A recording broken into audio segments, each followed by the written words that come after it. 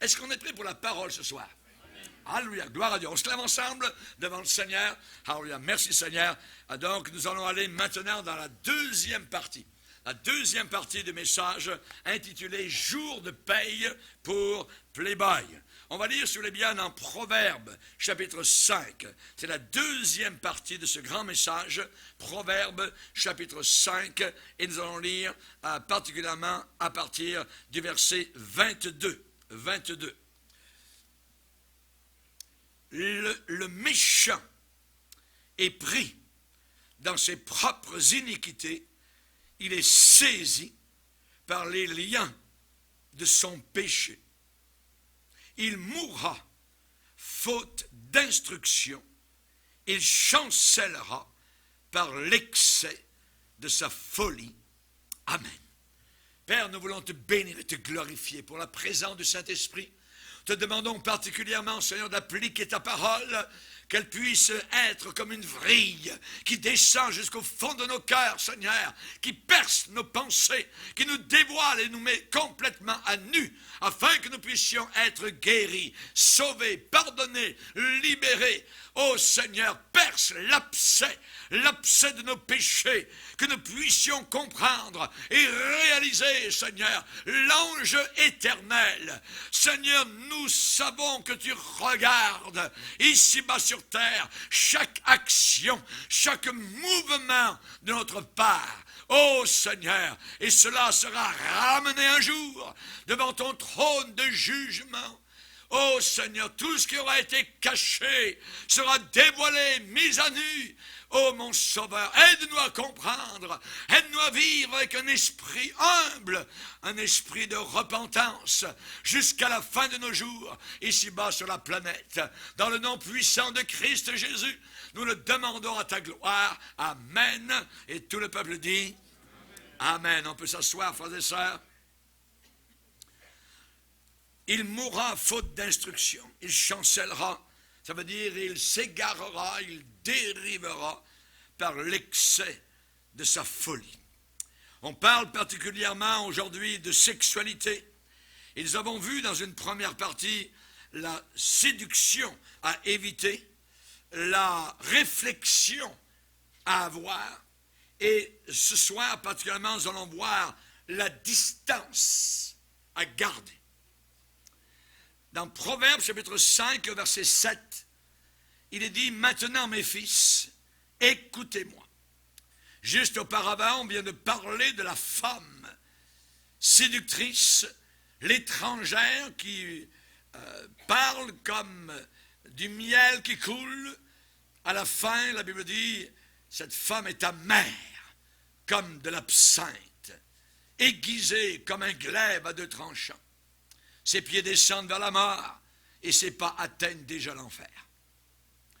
Elle est errante dans ses voies et elle ne sait pas où elle va.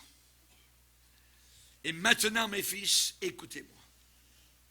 Et ne vous écartez pas des paroles de ma bouche. Éloigne-toi du chemin qui conduit chez elle. Ne t'approche pas de la porte de sa maison, de peur que tu ne livres ta vigueur à d'autres personnes et tes années à un homme cruel. Ici, il dit, mon fils, éloigne-toi du chemin qui conduit chez elle. Ne t'approche pas de sa porte, la porte de sa maison. Ne t'en vas pas dans son quartier. Parce qu'il se pourrait, peut-être avec de bonnes intentions, tu ne veux pas aller chez elle et tout d'un coup, tchoc, le diable te dit, mais va chez elle.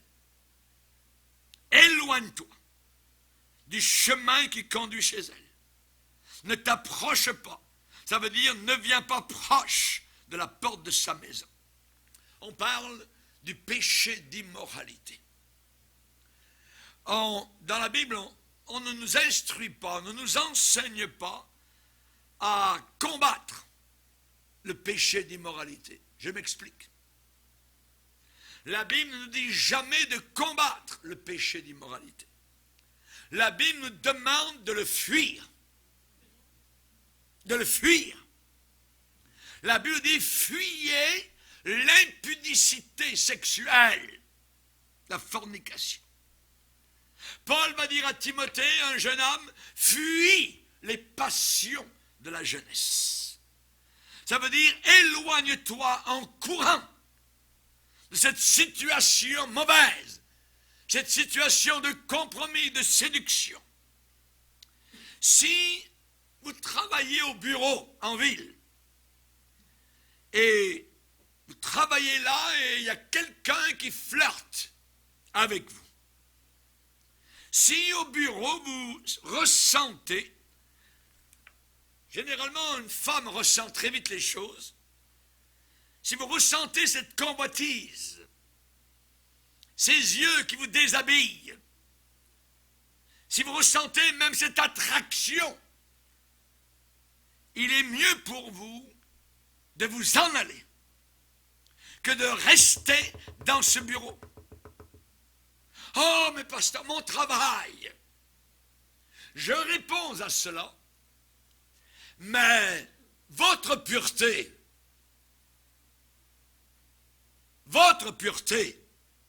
ouvrez les yeux. Voyez comment vous êtes sur le bord de tomber dans le précipice, peut-être pour avoir une promotion, un salaire plus élevé. Le patron vous séduit pour que vous couchiez avec lui. Il vous promet mer et monde, et vous mangerez de la poussière. Ouvrez les yeux. Voyez comment vous pouvez vous en éloigner. N'oubliez pas ce qu'un homme pense, ce qu'une personne pense, c'est ce qu'elle devient.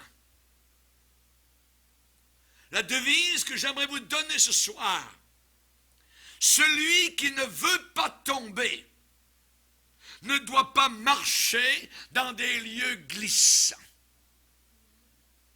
C'est aussi simple que ça. Celui ou celle qui ne veut pas tomber ne doit pas aller marcher dans des lieux très glissants. Je sais ce que les jeunes ressentent.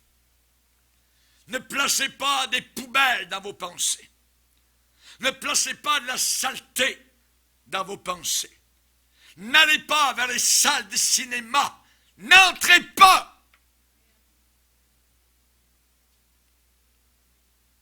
On parle de DVD. La salle de cinéma peut être dans votre salon.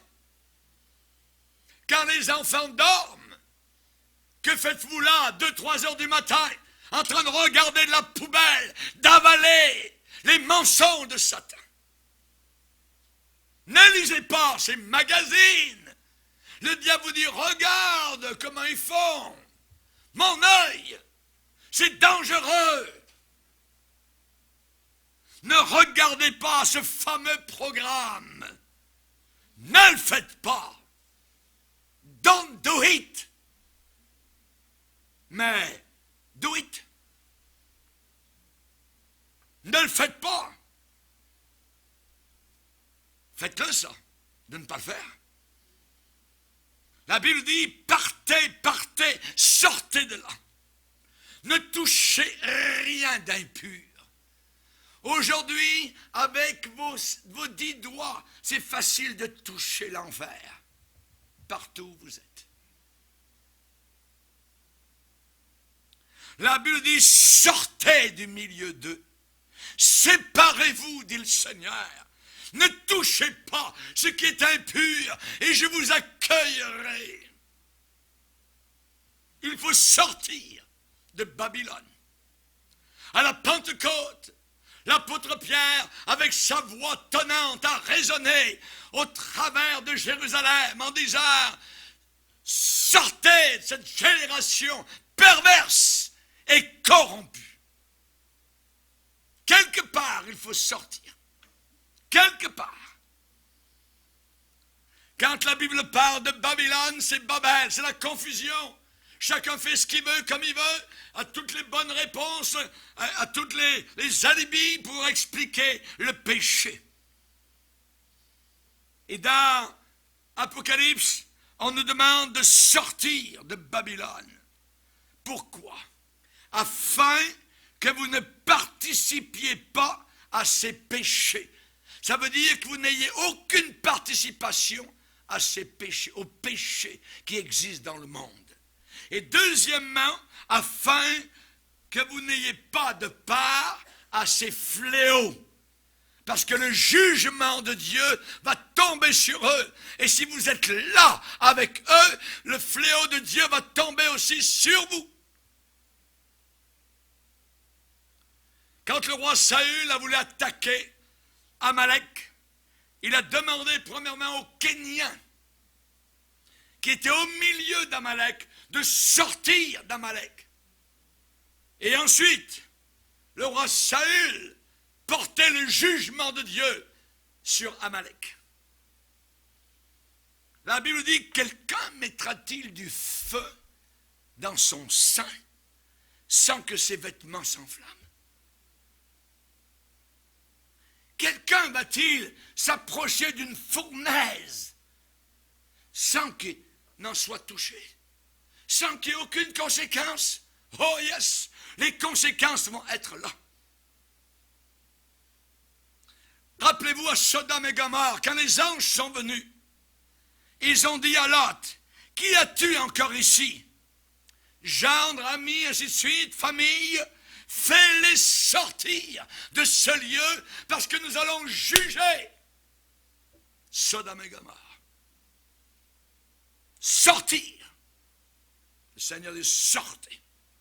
Quelque part, tu devras sortir. Nous sommes dans le monde, nous n'appartenons pas à ce monde. Nous n'avons rien à avoir à faire. Une autre chose, c'est que la Bible me dit dans Proverbe 5, non seulement la distance à garder, mais les dommages qu'on va subir, qu'on peut souffrir, si je ne veux pas écouter. Si je suis assez têtu pour dire non, je vais faire comme je veux, quand je veux, où je veux, Dieu est avec moi, il va me parler, je suis conduit par l'Esprit, l'Esprit m'a dit, blablabla. La Bible dit, éloigne-toi du chemin qui conduit chez elle et ne t'approche pas de la porte de sa maison, de peur que. Et dans la Bible, il y a 3 fois cette expression, de peur que. Les 3 conséquences sont là et elles s'accomplissent à chaque fois à 100%.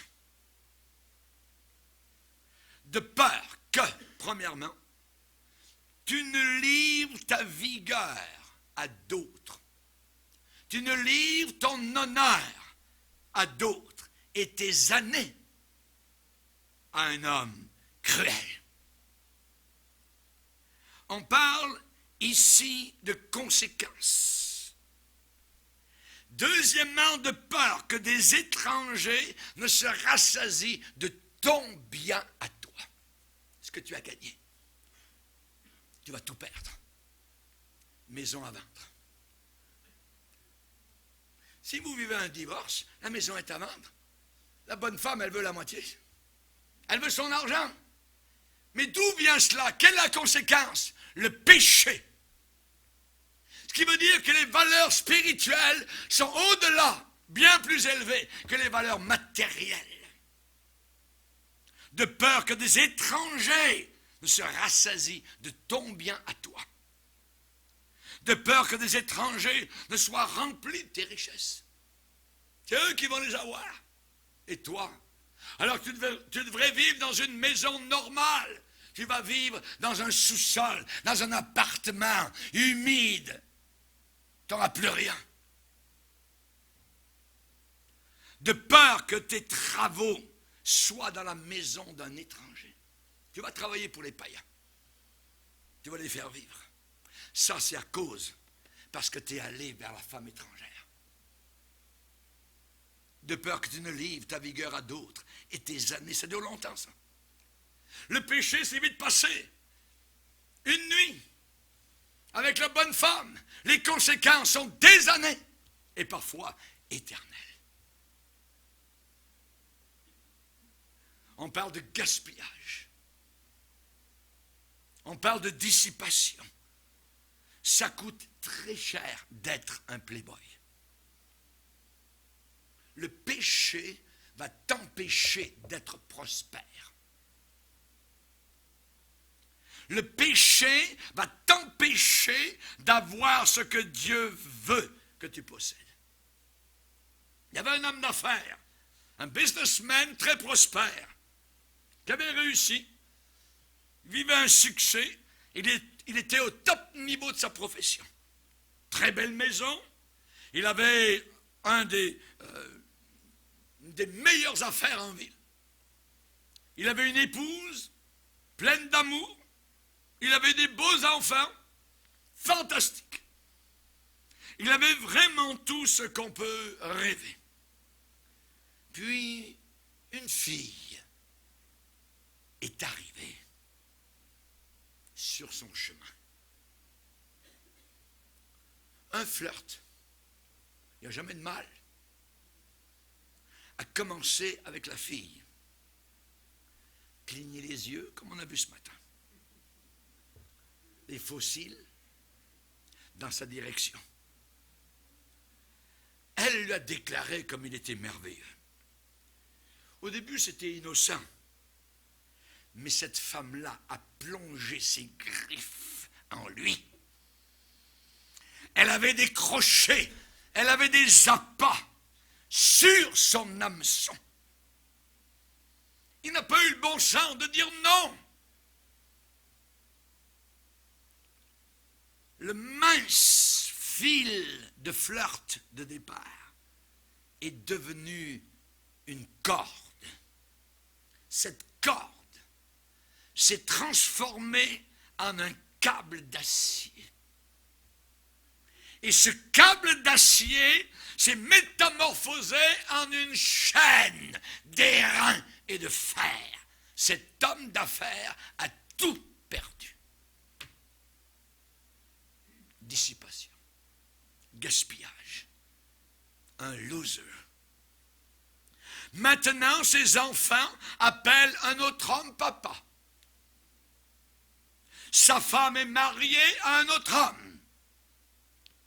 Quelqu'un d'autre que lui vit dans cette belle maison qu'il avait auparavant. Le péché, ça coûte très cher. Le péché est un item qui coûte très très cher. Salomon a déclaré, au travers de son expérience, j'ai trouvé plus amer que la mort la femme dont les mains sont des liens. Celui qui est agréable à Dieu lui échappe, mais le pécheur est pris par la femme. Il y a un jour de paye pour le playboy. La Bible dit de peur que, il y en a un troisième de peur que tu ne gémisses près de ta faim, tu t'en vas vers la mort. Quand ta chair et ton corps se consumeront. MTS, maladie transmise sexuellement. La Bible en parle depuis des milliers d'années. Ici, la Bible parle de maladies vénériennes qui proviennent de l'immoralité. Ces maladies sont une malédiction venant de Dieu. Écoutez bien. C'est Dieu qui punit ces gens-là. Dans le passé, les gens disaient comme alibi, oh, si j'attrape une maladie MTS, la pénicilline et d'autres médicaments vont faire l'affaire, je vais guérir de la syphilis, de la gonorrhée, ainsi de suite, tout ça. Et en très peu de temps, je serai de nouveau en forme. Maintenant, il y a résistance aux médicaments. Les maladies sociales augmentent. Et j'aimerais vous dire qu'ils ne trouveront pas de médicaments au sida. Parce que c'est une malédiction de Dieu. C'est Dieu. Relisez bien Romains 1er chapitre. Elles sont transmises sexuellement. Ton petit condom ne fera pas l'affaire devant Dieu. La parole de Dieu parle de ceux dont les corps sont littéralement mangés et consumés par la maladie transmise sexuellement. La Bible dit recevant en eux-mêmes, dans leur corps, le salaire que méritait leur égarement. Ce prêtre catholique sidéen, homosexuel en train de mourir, qui raconte à l'hôpital, « Oh, je vais m'arranger là-haut avec Dieu. » Il est en enfer. Recevant en eux-mêmes le salaire que méritaient, ils le méritent, leur péché. Et le salaire du péché, c'est la mort. Le sida était inconnu auparavant. Et aujourd'hui, il a déjà fait des millions de morts. Et ça va continuer à augmenter avec le mariage pour tous. Maintenant, le sida fait des ravages parmi des milliers d'homosexuels, d'hétérosexuels, de bisexuels et beaucoup d'autres, hélas, qui sont totalement innocents.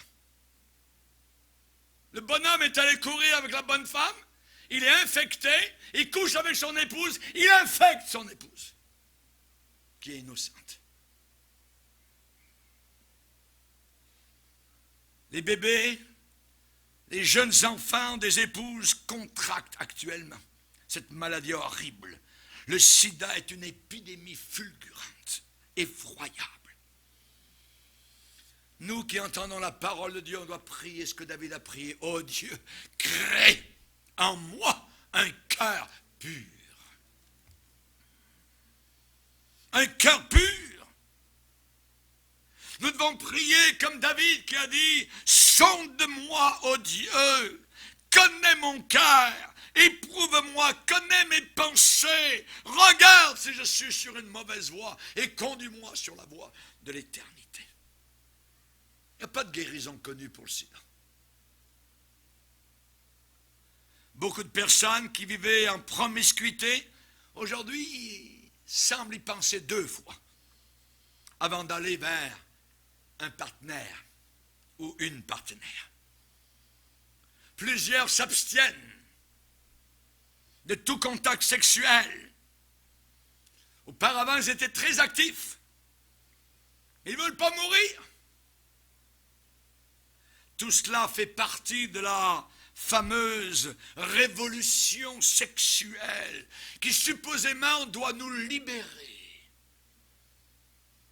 La Bible dit qu'ils promettent la liberté quand ils sont eux-mêmes esclaves de leurs péchés. Ils promettent la liberté. Bien, un jeune homme qui se baladait en ville, les épaules larges, costaud, mâchoire carrée, grand sourire, descendait la rue principale. Il sortait ce soir-là pour draguer, avoir du fun, rigoler. Il allait avoir du bon temps, big time.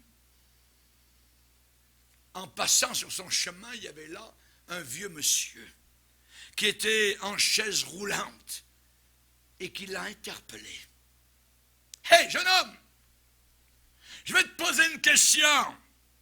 Est-ce que tu es bon en mathématiques? » « Ouais, pas mal. » Le vieil homme l'a dit. « Alors, j'ai une équation pour toi. »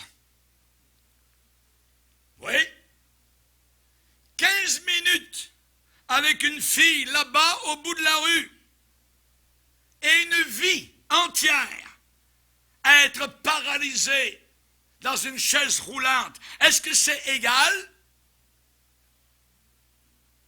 Non, non, non, c'est pas égal.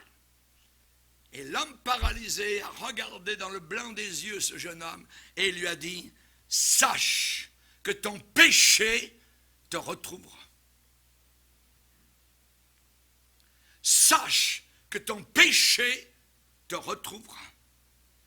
Be sure your sins will find you out. Attention à ceux et celles qui se moquent qui rigolent, qui se hérissent, qui ont le poil rebroussé à l'idée que la maladie peut être un jugement de Dieu sur notre péché. Ça existe. Nous n'avons aucun trouble aujourd'hui à accepter que nos voitures vont se détruire si on ne met pas d'huile dans le moteur. Et la Bible dit, si quelqu'un détruit le temple du Saint-Esprit, Dieu le détruira. Dieu le détruira. Dieu la détruira. Il y a des règles morales sur la planète Terre. On a des directions pour bien faire fonctionner la machine humaine. Et chacune des règles morales, c'est pour empêcher un survoltage de la machine, une cassure, une avarie, une friction, une panne dans le bon fonctionnement de cette machine humaine. Conséquence, il y en a une autre. C'est la déception, le désappointement. Proverbe chapitre 5, verset 12, le jeune homme dit, mais comment donc ai-je pu haïr la correction? Comment ai-je pu dédaigner, avoir du dédain pour la réprimande et ne pas obéir à la voix de ceux qui m'enseignaient? Pourquoi n'ai-je pas voulu obéir à la parole de Dieu? Pourquoi n'ai-je pas voulu écouter la voix du Saint-Esprit? Pourquoi n'ai-je pas voulu écouter mon père, ma mère, mon pasteur? Pourquoi est-ce que j'ai pensé que j'étais trop smart? Le péché offre et promet beaucoup. Mer et monde. Mais le péché paye très peu. La poussière. La poussière. Vous ne pourrez jamais battre le système organisé par Dieu. Jamais. C'est impossible. Les déchus de ce monde sont là pour vous le dire. Tous des vaincus. Personne ne gagne dans le jeu du péché. Tous des losers. La Bible dit qu'il y a du plaisir dans le péché. Oh yes, oui, oui, oui. Mais la Bible ajoute, et c'est vrai, pour un temps. Après le coup, il y a le contre-coup. Personne ne peut battre le système de Dieu. Un de ces jours, il y a un temps de désappointement total. Et c'est lugubre. Ça peut aller jusqu'au suicide. Et le diable peut vous pousser jusqu'aux portes de l'enfer. Il l'a fait déjà avec Judas. Il est en enfer, la Bible dit. Le diable va te dire, regarde, tu ne pourras jamais t'en sortir, mais fin tes jours, tu seras en paix. La personne se suicide et se retrouve en enfer pour l'éternité. T'es lugubre. À moins de prêter l'oreille à la parole de Dieu, quand vous arriverez à la fin de votre vie, vous en aurez manqué le meilleur.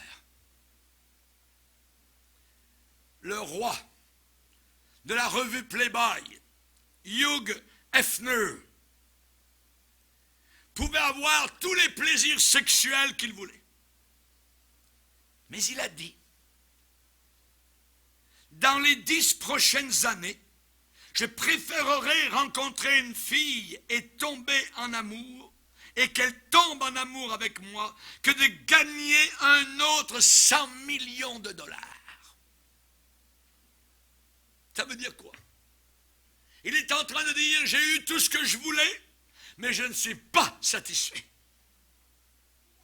Il a dit qu'il y a quelque chose qui vaut plus que 100 millions de dollars. Et il a dit, je ne l'ai pas. Je ne l'ai pas. Vous avez entendu parler d'Elizabeth Taylor? Elle a dit, Dieu sait que j'ai essayé la gloire, la nourriture, les hommes, la drogue et l'alcool, mais je n'ai jamais trouvé la paix.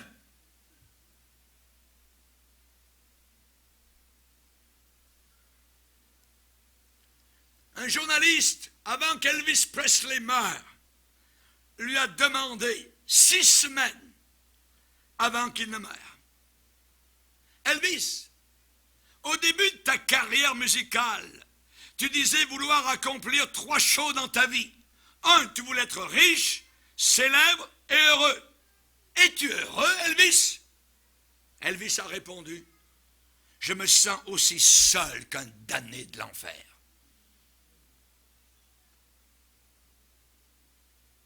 Marilyn Monroe, déesse du sexe et du plaisir, elle a dit, j'ai haï et détesté le sexe. Elle s'est suicidée. En Suède, au nord de l'Europe, un des pays les plus libres et libérés au monde, la porno y est ouverte et libre. La prostitution est libre, l'amour est libre. Vous pouvez vous allonger au soleil dans n'importe quel parc en Suède et être tout nu, il n'y a aucun problème. Mais ce pays a un des taux de divorce les plus élevés au monde. Ma Bible me dit, on ne se moque pas de Dieu. On ne se moque pas de Dieu. Ce qu'on sème, on le récolte. La coupe du péché est très douce à boire. C'est merveilleux. Mais la lie, L-I-E, qui est au fond de la coupe, est vraiment très amère à boire. En compagnie des démons rieurs derrière votre dos. David a prié le Seigneur, il dit, « Oh Seigneur, donne à mes yeux la clarté, afin que je ne m'endorme pas du sommeil de la mort, et que mon ennemi ne dise pas derrière moi, je l'ai vaincu. » Seigneur, s'il te plaît, donne à mes yeux la clarté. Une étude en profondeur au Stanford University, la conclusion est celle-là. Plus les gens vivent en promiscuité avant le mariage, ils auront bien moins de chances d'être heureux après un mariage. L'idée, c'est essaye d'abord avant d'acheter. Ça peut sembler très cute, mais c'est terrible.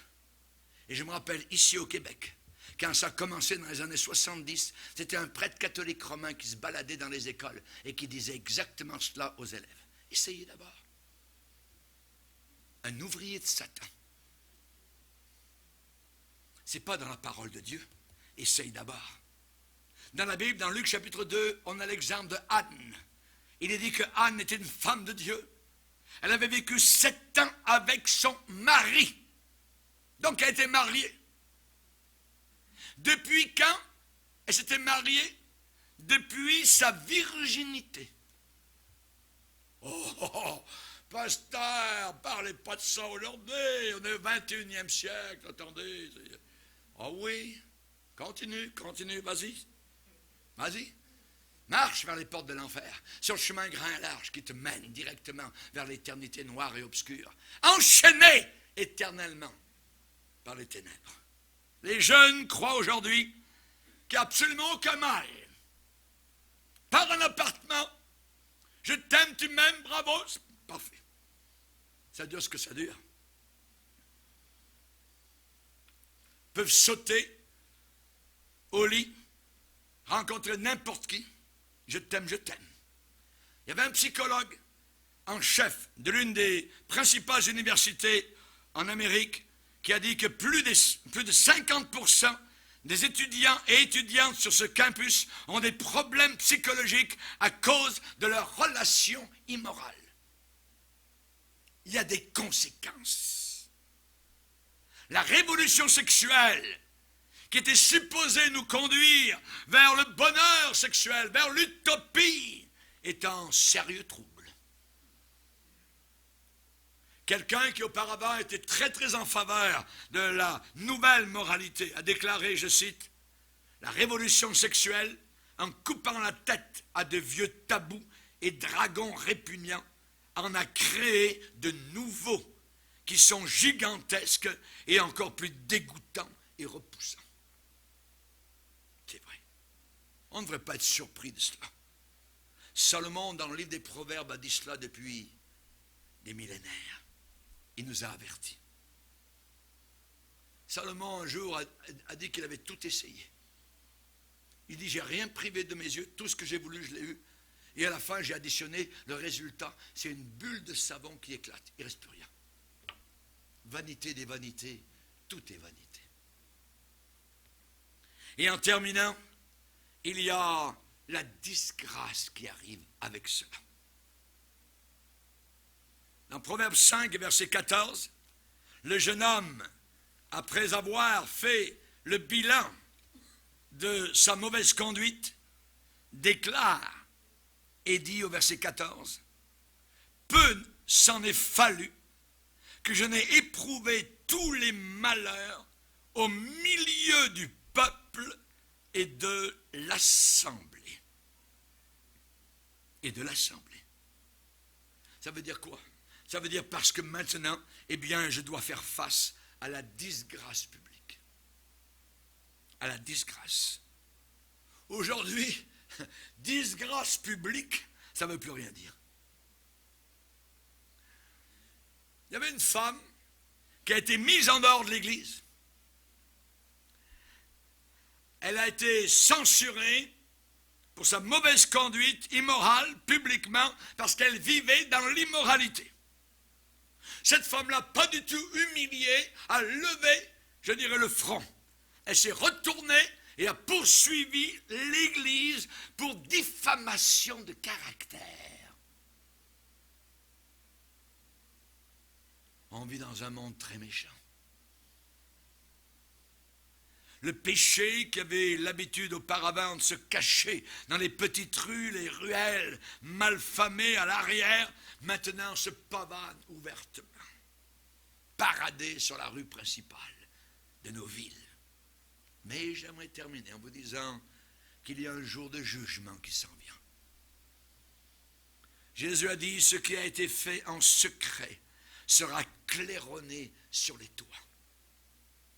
Sur les toits. En ce jour-là, votre mère va savoir.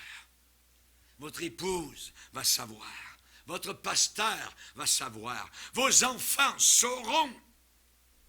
La disgrâce fait partie du jour de paye pour le playboy. Rappelez-vous cette main extrême, l'extrémité de main qui est apparue un jour dans un vrai endroit de débauche à Babylone, en pleine nuit, alors qu'on se moquait de Dieu et que le jeune roi se moquait du Seigneur éternel. Soudain, une extrémité de main est apparue et il l'a vue et la main a bougé et a écrit sur la muraille 3 mots. Et le prophète Daniel, qui n'était pas là, a été appelé. Il a dit, jeune roi, je vais te dire. Le premier mot, c'est compter. Tes jours ont été comptés. Et Dieu y a mis fin. Le deuxième mot, c'est peser. Tu as été pesé dans les balances du Seigneur et tu as été trouvé léger. Le troisième mot, c'est diviser. Ton pays va être divisé et Dieu mettra fin à ton royaume. Cette même nuit, les Mèdes et les Perses étaient aux alentours de la ville de Babylone. Ils étaient en train de dériver le fleuve. Et ils sont passés sur les murailles, sont entrés, sont allés au palais royal. Et le jeune roi dit, garde, garde. Les gardes sont enfuis. Et un Mède est arrivé avec son épée à percer cet homme qui se moquait de Dieu quelques instants auparavant. l'âme est tombée à terre au milieu de son sang et son âme est descendue au fond de l'enfer. Compter, peser, diviser. Chers amis, quand nous voyons ce qui se passe autour de nous, quand nous voyons ces suicides, ces accidents de fin de semaine, les vendredis soirs, les samedis soirs, 4 jeunes, accidents, pof, sont morts. Je vais vous dire où ils sont tous en enfer. Je peux vous le dire à 100%. Je n'étais pas en train de penser à Jésus, puis non. La bière, la dope, la drogue, les filles, tout ça. C'est fini. Rapidement. Ne croyez pas tous les pasteurs qui envoient tous les morts au ciel. Quelqu'un qui se suicide ne va jamais au ciel. Tu n'as pas le droit de prendre ta vie. C'est Dieu qui donne la vie et qui l'enlève quand il veut.